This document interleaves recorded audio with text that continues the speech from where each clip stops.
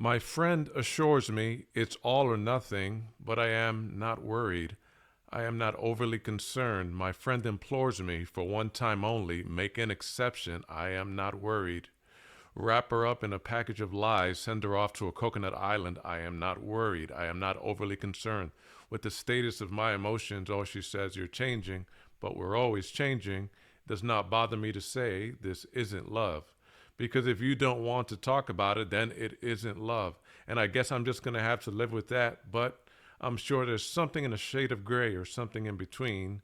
And I can always change my name if that's what you mean.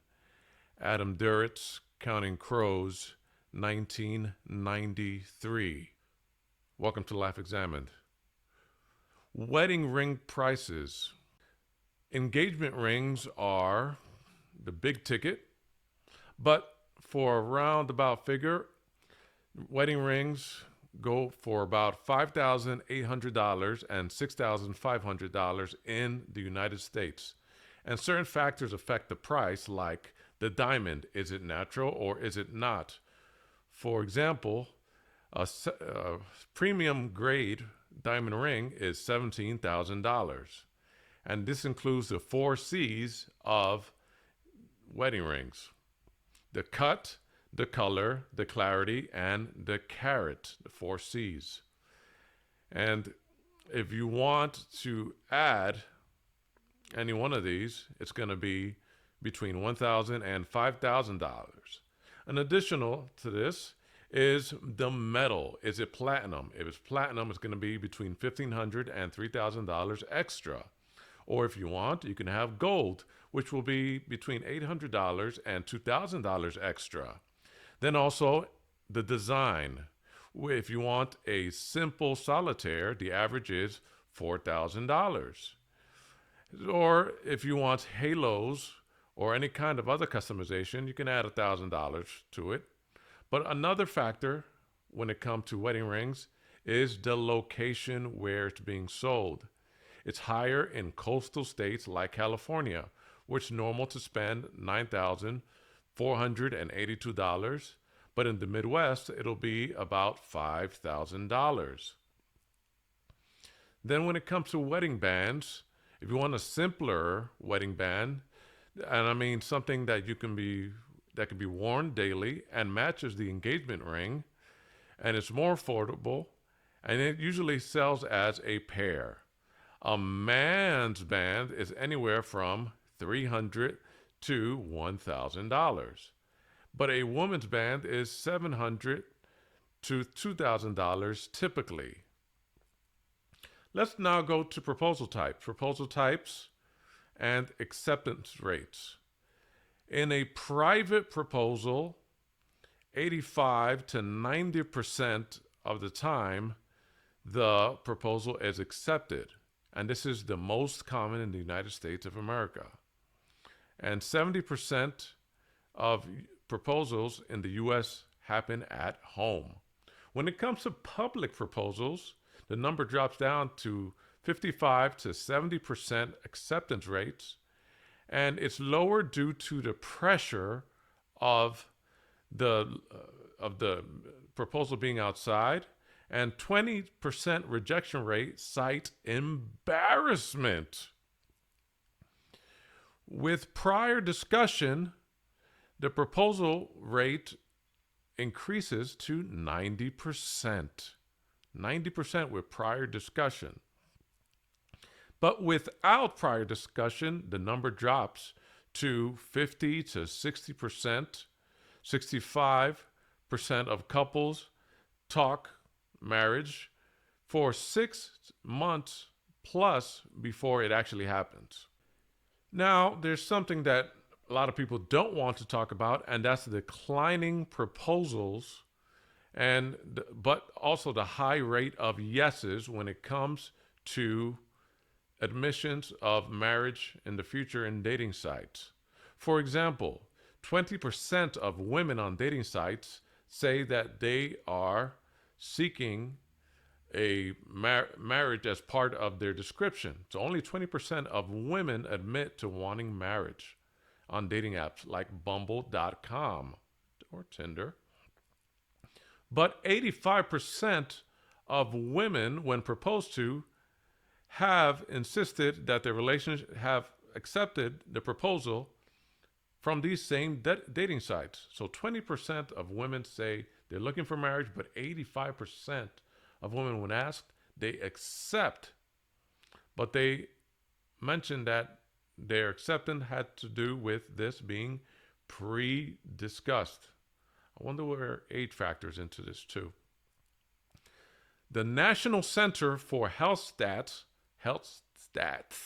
Statistics say that women are responsible for 71% of divorce filings, where men, of course, are responsible for 29%. But don't worry, the divorce peak is behind us. In 1981, the United States saw its highest divorce rates per 1,000 people at 5.3, where in 2022, it only saw 2.5 per 1,000 people. Overall, it's down. And the why? Emotional dissatisfaction, no connection. Why? The household division of labor. Why? Because women feel undervalued. Why? Because of financial independence. Why do I have to suffer inside this relationship when I can now be independent and now not depend on a spouse for economic happiness or equality? Infidelity is another reason as to why women cite for divorcing at or filing for divorce at 71%. And always take these with a grain of salt. Don't always assume that people are going to be honest or forthright on these polls or tests.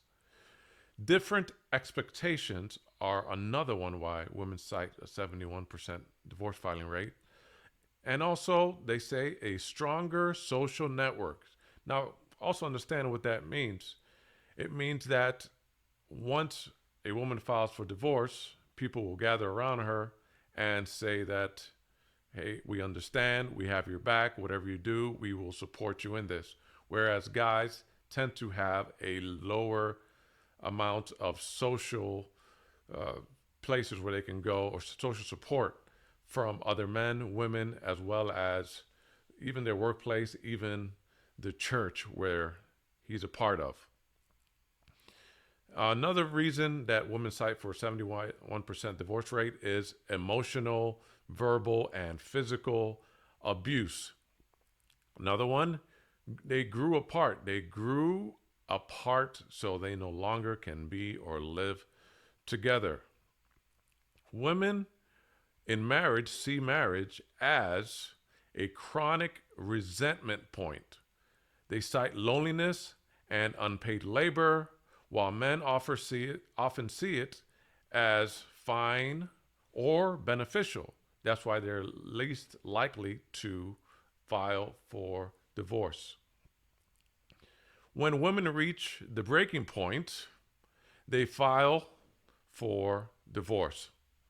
And this is in conjunction with a 50-year pattern that have seen the prevalence that we have seen prevailing in younger people and educated people who have gone further in their education.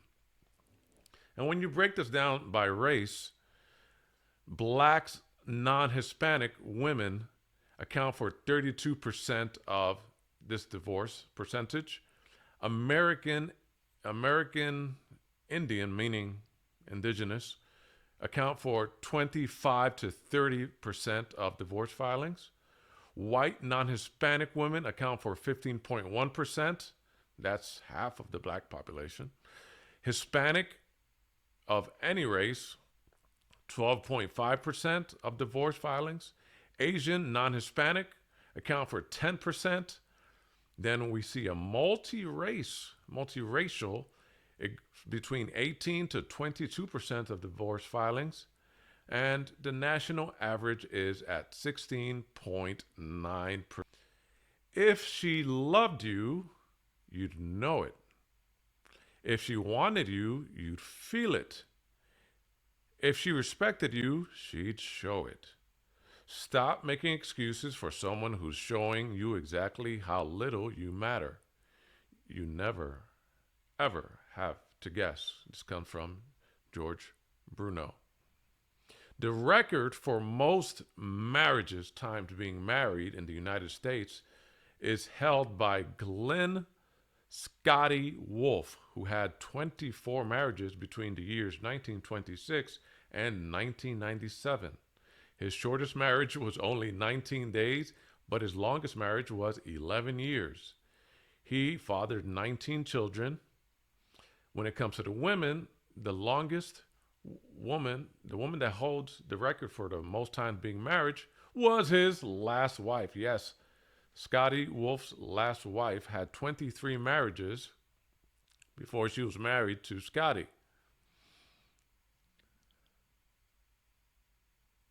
The average marriage debt in the United States of America is $11,000 to $12,000, and 33% to 44% pay fully with cash savings before this becomes a debt. But they admit this is a significant financial hit to their post-ceremony finances. 1 to 3 debtors say that they felt pressured to overspend for guests, expectations. Some link it to marital stress or delaying of buying a home after the marriage because of this huge hit to their finances because of the marriage. Young married couple in debt, have you ever felt had? Young married couple in debt, did you ever feel had? On a government scheme designed to kill your dreams, oh mom, oh dad, once poor and always poor. Morrissey, 1990 song called Interesting Drug.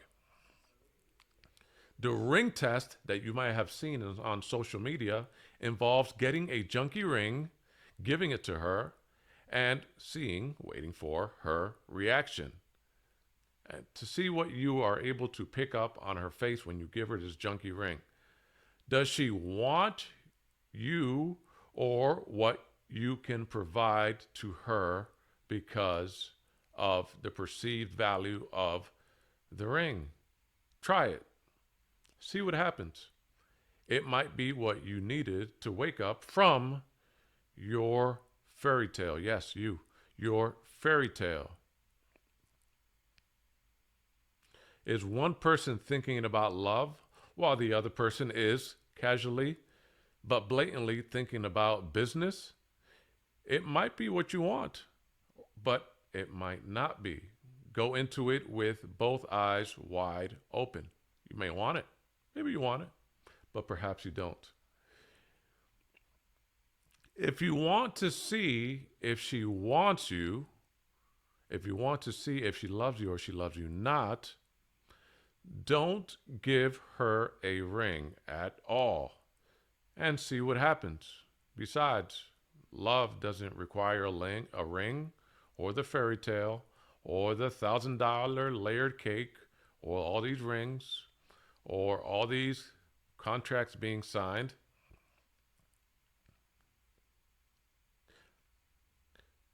Remember, many people propose to try something. Remember, many people propose to try to gain something that they feel they lost within the relationship already, to see if it can be gained again, to see if they can reignite something that is never coming back.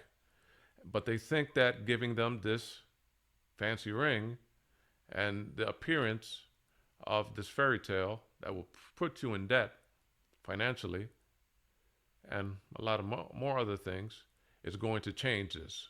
Well, it's not coming back. You're not going to get it back. You might get a few more debts from it, but not what you're looking for. Stay open, Do your best and go take on the day. This has been Life Examined.